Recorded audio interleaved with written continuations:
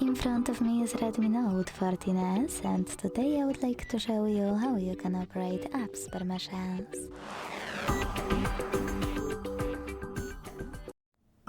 Begin by opening settings and scrolling all the way down to hit privacy.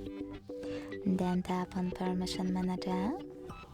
Select one of your device's features you wish to manage and click on one of your apps.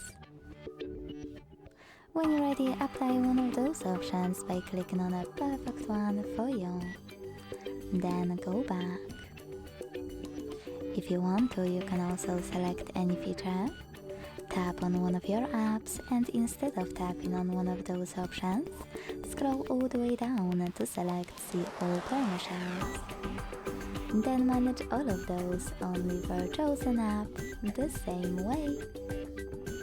Thanks so much for watching. If you enjoyed this video, don't forget to leave a like, comment and subscribe.